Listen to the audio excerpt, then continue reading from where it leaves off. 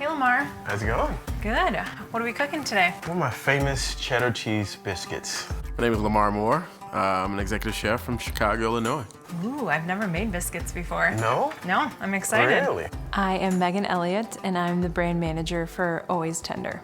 Well, one of the first things I really like doing, that's a secret ingredient, is the butter is frozen. So I'm gonna shred it on a box grater. What that does is it's layers and layers of flakiness to the biscuits. Food is soul, man. I grew up around my grandmother. I graduated from Lakota and Blue in 2003. I have spent time in the stadiums, hotels, restaurants. Plus, I was a little fat, chubby kid sitting on the counter eating up all the food, so I figured why not make a career out of it, right?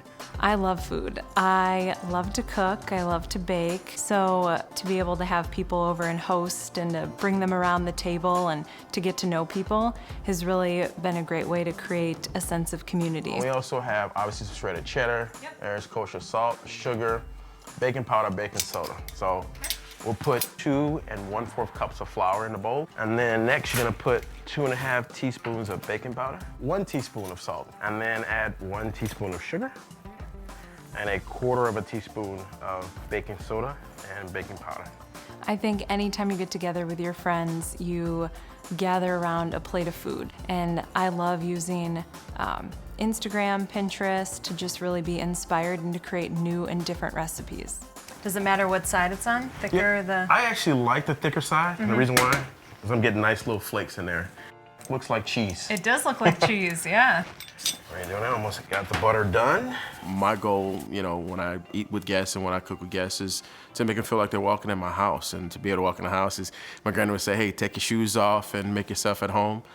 The first thing she would do is make a cup of sweet tea and go from there, man. So when you talk about food, food is comfort, it's love, it's giving, it's taking, it's reassuring. So I did all the dry ingredients. All right, add 1 cup of cheddar cheese. Cheddar cheese.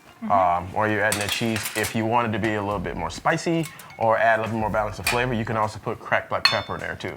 Oh, So yeah. to spice it up a little bit. I think technology has allowed us to really grab a hold of some of these classic recipes and really transform them and customize them and make them our own. So it's a really neat way that technology has allowed us to modernize a lot of our classic recipes that we grew up making. All right, and I have the butter finished. And after that, we are just gonna add chives. Ooh. So reason why I use chives, 1, for color, 2, it's really, really good flavor. It's a seesaw motion, so just like you seesaw outside, same way. Nice and easy. There you go. My goal when I cook is for you to understand how much love I put into it. I want you to really, really see that there is love on that plate, man. All of the chives. Okay. The 2 is very, very Fragrant, aromatic. yep. That's 1 cup of buttermilk for this recipe. So while you're giving it a good even mix, when we add the butter to that, we're gonna use our hands. As my fingers are open just like this, and when I dig, I'm gonna go out and from the bottom up. One of my first jobs, I was working in a hospital, and people were there because people were sick. And to make a good meal for somebody, even for that one small moment, you share the love that you have through your food, through the next person. And it's to have that moment of time where everything around you just kind of disappears for a second. And after this stage, you can actually put that on the cutting board. Okay. Yep. All right, you can form it a little bit more. All right, it's almost done. Yeah. Lamar, so where are you from? From south side of Chicago, actually. Okay. Grew up in a house with my grandmother. I have a famous line I got from my granny. It's called GBD. You know what that is? Golden brown and delicious. Golden brown and delicious, okay. All right, so next, I'm gonna use a rolling pin. So talk to me about biscuits. Have you ever made biscuits before? I No? have never made Yes? No? biscuits. My grandparents are Greek, and so every time we go to my yaya's house, she makes the most amazing Mediterranean food. So one of her favorites is spanakopita, and then she'll have my favorite dessert, baklava, and those foods are what takes me to my happy place. These biscuits, if they're left over, you can take them and crumble them and rebake them and make biscuit croutons for a salad. Oh, repurposing yeah. the leftover ingredients. Absolutely, absolutely. My grandma gives me a lot of her recipes, and I like to take them and then kind of make them my own. Yeah. Really like modernize them a little bit. You know, for my generation, food gathering has changed so much, I think, and it has become more sociable for us to have a small bite to eat, to having behind the scenes of something that you're doing. And it gives people kind of a bird's eye view of parties. All right, so now we got 12 perfect biscuits for our sliders. Great, can't wait to have people over. Awesome, put those in the oven, about 400 degrees for 12 to 15 minutes, we're ready to go. Golden delicious brown, Yeah. can't wait. Absolutely. Let's pop them in. All right. Okay. I love comfort food. You know, I want people to be happy. I want people to have some sense of satisfaction. It's right there in my heart. It is heart and soul in food. You can't have good food without love. Nice. Okay, it's ready to eat.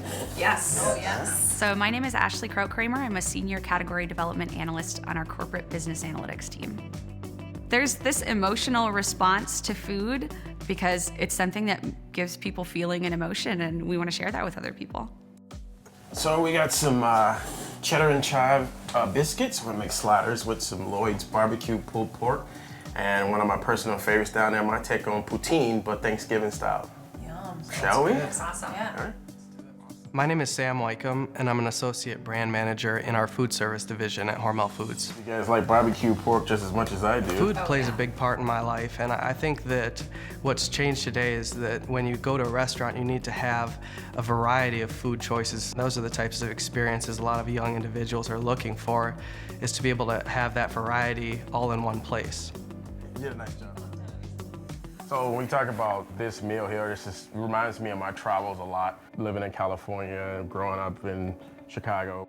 I think at Hormel specifically, we talk a lot about what it looks like to move around quite a bit. So we're finding our different communities and our different families, if you will, throughout the country and different locations that we're in.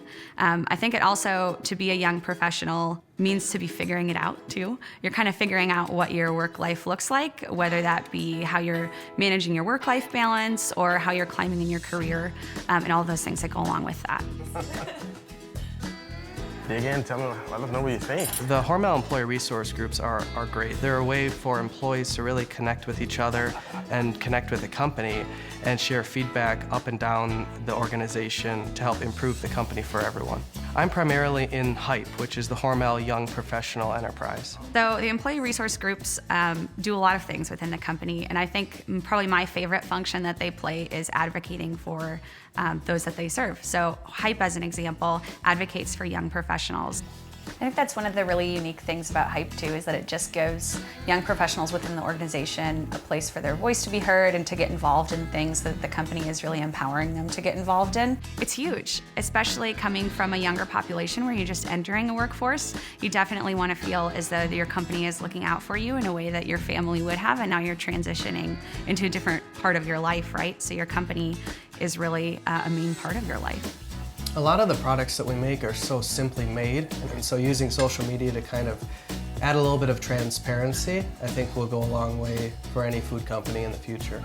Everybody was a young professional at one point, and so going through and figuring out ways to make Hormel a better company for people when they're at this stage of their career is beneficial for everyone. Well, thank you guys for coming. Thanks for cooking for us. Yeah, absolutely. Absolutely. Everything was great. The company was even better. Have to do it again soon. Yeah, definitely. For sure. Yeah. Food is the glue that brings us together. Cooking is all about connecting and building a sense